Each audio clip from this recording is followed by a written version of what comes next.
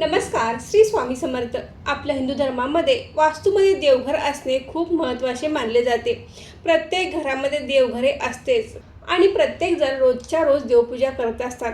परंतु रोज आपण देवपूजा करताना काही नियमांचे पालन करणे आवश्यक आहे.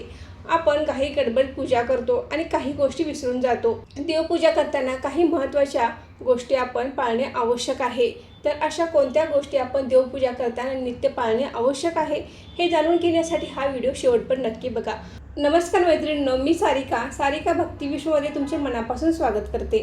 प्रत्येक हिंदू घरामध्ये देवघरे असतेच आणि नित्य नेमाने पूजा केली जाते.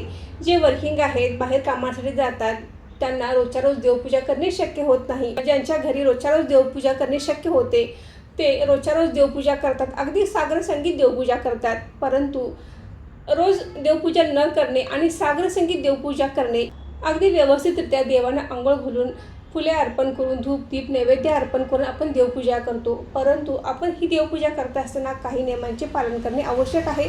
त्याचबरोबर आपण ही पूजा श्रद्धेने भक्तीने करणे देखील आवश्यक आहे. आता ज्या महिला वर्किंग आहेत, त्यांच्या घरी देवपूजा रोज करणे शक्य होत नाही, त्यांनी आठवड्यातून एकदा म्हणजे आपल्या कुलदेवीचा किंवा कुलदेवतेचा ज्या दिवशी वार असतो त्या दिवशी आपण संपूर्ण देवघर स्वच्छ करून आपण देवपूजा करू शकता किंवा शनिवारी आपण संपूर्ण देवघर स्वच्छ करून देवपूजा करू शकता. रोज देवपूजा करणे शक्य नसेल तर आपण रोजच्या रोज जे फुले आपण अर्पण केलेली असतील ती काढावी, साफसफाई देवघरामध्ये करावी आणि धूप दीप लावून नैवेद्य अर्पण करावा, नमस्कार करावा. अगदी 5 मिनिटं आपण कोणताही मंत्र जाप केला तर चालेल. आता कोणताही मंत्र म्हणजे कोणता मंत्र जाप करायचा, तर जो वार आहे त्या वाराला कोणता मंत्र जाप करणे आवश्यक आहे तो आपण करू शकता. सोमवारी तुम्ही ओम नमः शिवाय या मंत्राचा जप करू शकता. मंगळवारी तुम्ही एखाद्या देवीचा मंत्र जाप करू शकता किंवा तुमच्या कुलस्वामींचा देखील मंत्र जाप करू शकता. त्याचं बुधवार तुम्ही भगवान विष्णूचा मंत्र जाप करू शकता, विठ्ठलाचा मंत्र जाप करू शकता. अशा पद्धतीने तुम्ही वाराप्रमाणे मंत्र जाप केला तरी देखील चालेल. 5 ते 7 मिनिटांमध्ये तुमची ही देवपूजा होऊन जाईल. आणि रोज कामावर आल्यानंतर आपण आपल्या देवघरामध्ये दिवा लावणे देखील आवश्यक आहे. इतके तर आपण करू शकतोच. तर बघा, ज्यांच्या घरामध्ये रोजच्या रोज देवपूजा होते तर देवपूजा करताना काही नियम पाळणे आवश्यक आहे. तर पूजा करताना स्त्री असू दे किंवा पुरुष असू दे, त्यांच्या कपाळात टिळा असणे आवश्यक आहे. म्हणजे स्त्रियांनी हळद कुंकू लावून आपण देवपूजा करणे आवश्यक आहे.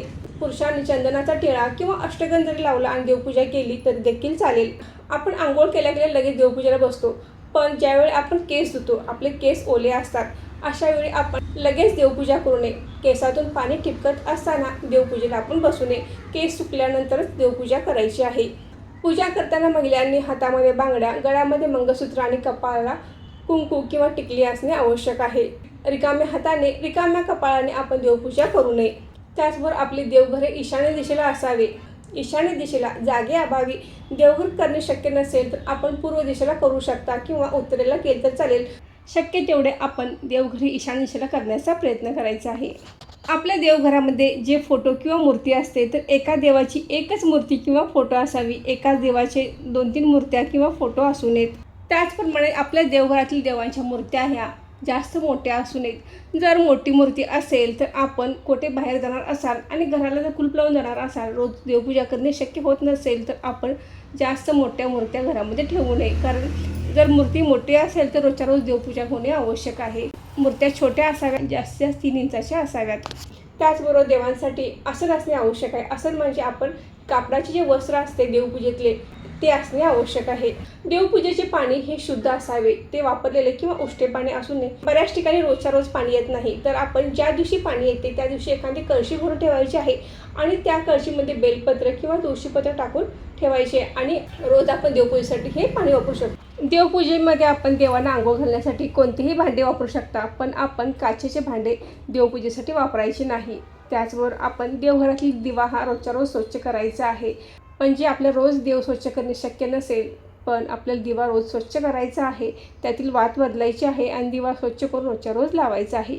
त्याचवर आपण एका दिव्याने दुसरा दिवा लावू नये. आपले जे देवघर आहे तर देवांच्या उजव्या बाजूला तेलाचा दिवा लावायचा आहे आणि देवांच्या डाव्या बाजूला तुपाचा दिवा लावायचा आहे. म्हणजे आपल्या उजव्या बाजूला तुपाचा दिवा लावायचा आहे. रोज आपण देवपूजा करतो, देवांना आंघोळ घालतो, परंतु जे देवांना आपण जे वस्त्र वापरतो ते आपण रोजच्या रोज धुणे शक्य होत नाही. तर आपण धुतले नाही तर चालेल, परंतु झाडून स्वच्छ झाडून आपण ते वापरू शकतो. आणि रोज धुणे शक्य असेल तर रोज तुम्ही धुवू शकता. आठवड्यातून एकदा देवघर पूर्ण स्वच्छ करायचं आहे. देवघरातली जे काही साहित्य असेल तर ते खराब झाले असेल तर ते काढायचे आहे. खराब झालेल्या भंगलेल्या मूर्त्या आपण देवपूजेमध्ये वापरायच्या नाहीत, तर त्या विसर्जित करून आपण नवीन मूर्ती आणू शकता. रोजच्या रोज देवपूजा झाल्यानंतर आपण मंत्र म्हणणे आवश्यक आहे. तर आपण धूप दीप नैवेद्य अर्पण करून आपण कोणताही मंत्र म्हणू शकता, जसे अथर्वशीर्ष म्हणू शकता, तुमच्या कुलदेवीचा कुलदेवतेचा मंत्र म्हणू शकता, त्याचबरोबर ओम नमः शिवाय मंत्राचा जप करू शकता. आणखीनही तुम्हाला काही मंत्र जाप करणे शक्य असेल तर तेही करू शकता, किंवा वारानुसार तुम्ही सेवा करू शकता. सर्वात महत्त्वाचे म्हणजे आपण देवपूजा करतो, फुले अर्पण करत असताना आपण चांगली फुले अर्पण करायची, शिळी फुले अर्पण करू नयेत, तुटलेली वगैरे फुले असू नयेत. त्याचप्रमाणे आपण रोजच्या रोज नैवेद्य दाखवणे आवश्यक आहे.